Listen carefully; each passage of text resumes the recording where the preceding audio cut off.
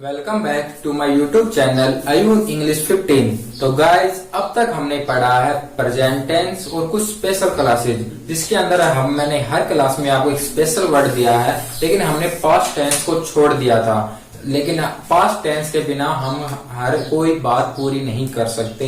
किसी भी बात को बोलने के लिए पास्ट टेंस की भी जरूरत पड़ती है, इसलिए आज हम पढ़ेंगे पास्ट टेंस। लेकिन उससे पहले मैं जैसा कि हमेशा देता हूँ कॉम्प्लीमेंट्री, तो कॉम्प्लीमेंट्री पढ़ेंगे आज।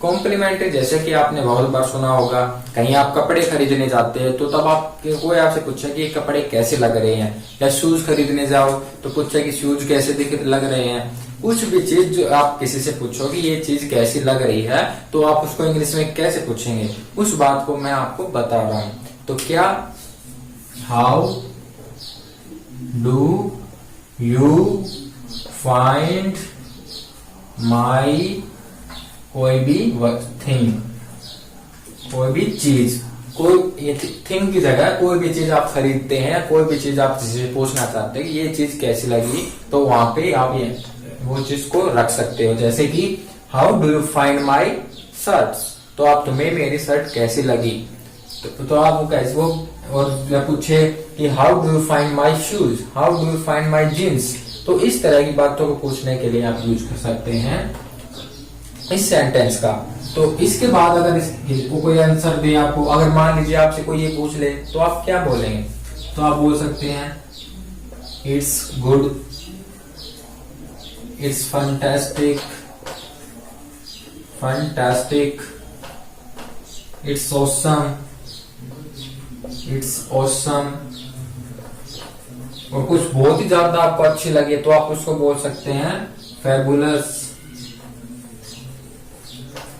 जैसे कि आपने बहुत बार सुना होगा व्हाट ए फैबुलस शॉट, अगर कोई खिलाड़ी किसी जब खेलता सिक्सर मार देता तो आप उसको बोलते हैं what A fabulous shot.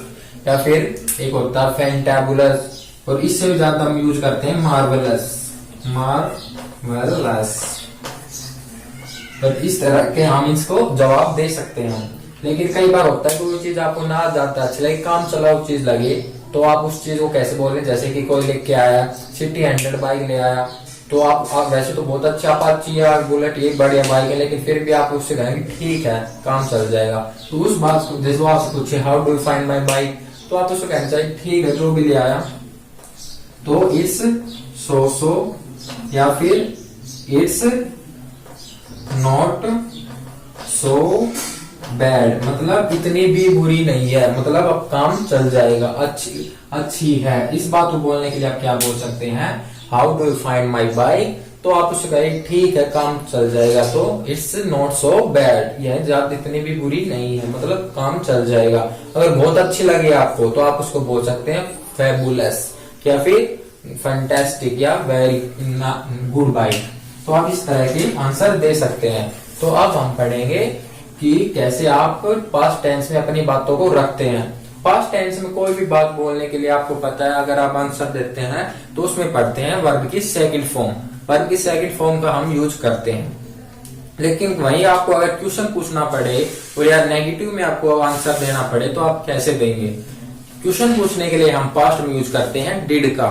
Did का मतलब डिड, और इसके साथ इसमें केवल एक ही हम हेल्पिंग वर्ब का यूज करते हैं, केवल did.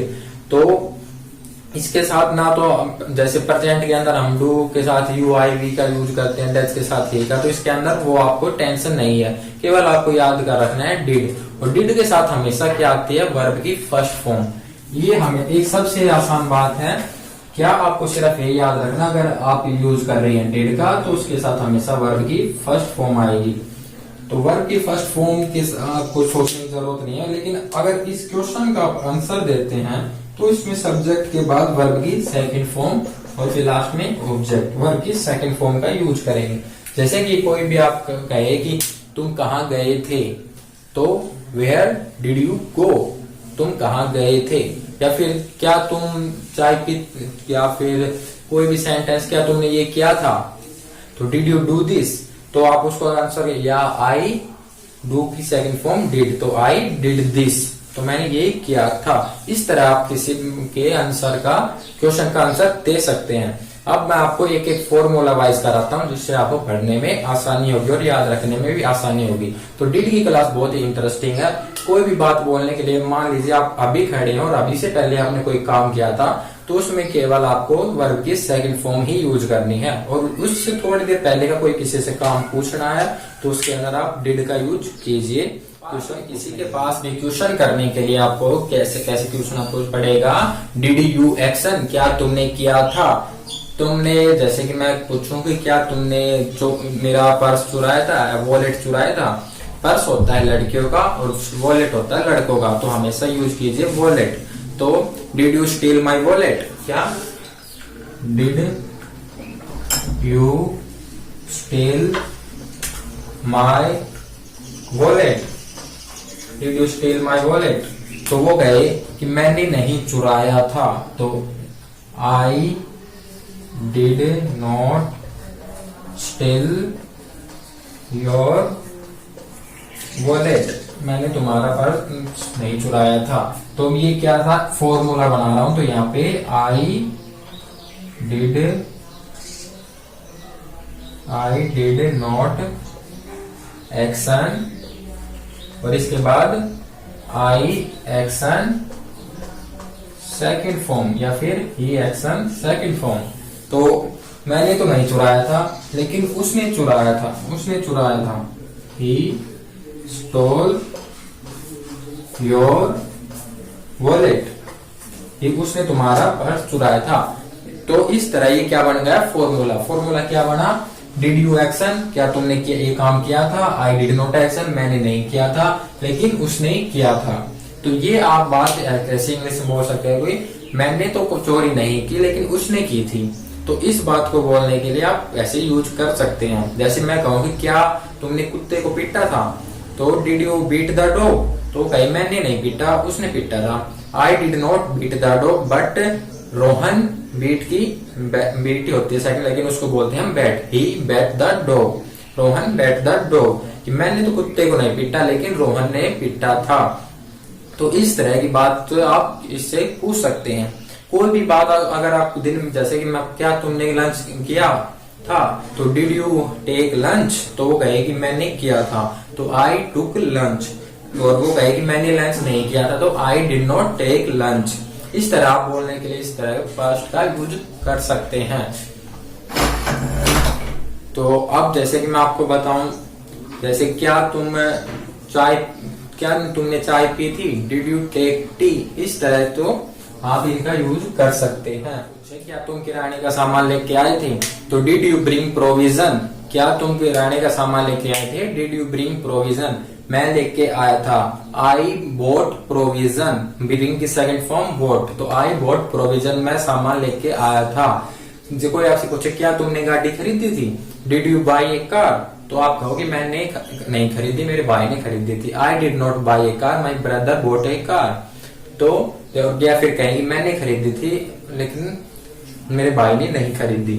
I bought a car, my brother did not buy a car. इस तरह आप इसका ध्यान रखें, बोट का आप यूज कर रहे हैं क्वेश्चन देने के लिए और क्वेश्चन पूछने के लिए, और नेगेटिव के लिए आप यूज कर रहे हैं डिड का।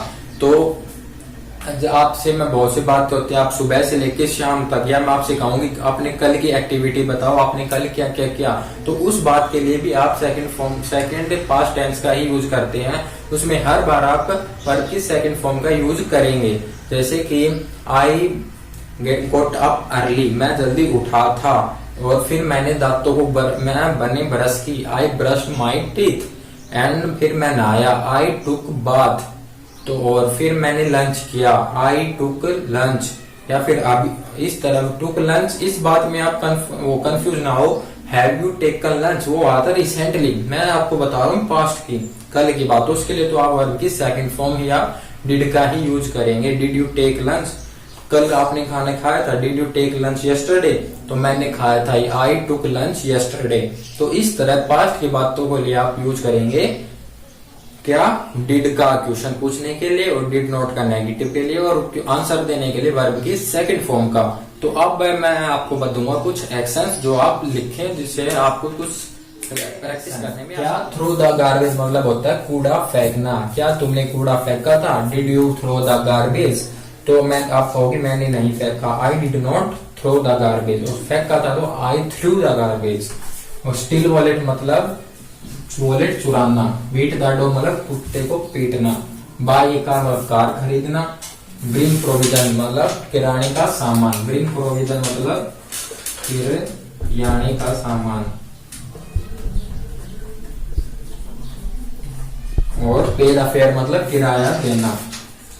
क्या तुमने किराया दिया था, डिड यू पे the fair, I paid the fair, या फिर आई डिड नॉट पे द फेयर। इस तरह आप इनका यूज कर सकते हैं। बीट द डॉग मतलब क्या तुमने कुत्ते को पीटा था, did you beat the dog, did you buy a car, did you bring provision, तो नहीं तो आई डिड नॉट, और किया था तो सेकंड फॉर्म। इस तरह आप इनका यूज कीजिए। तो आज के लिए बस इतना ही। तो please subscribe my channel and watch the video complete and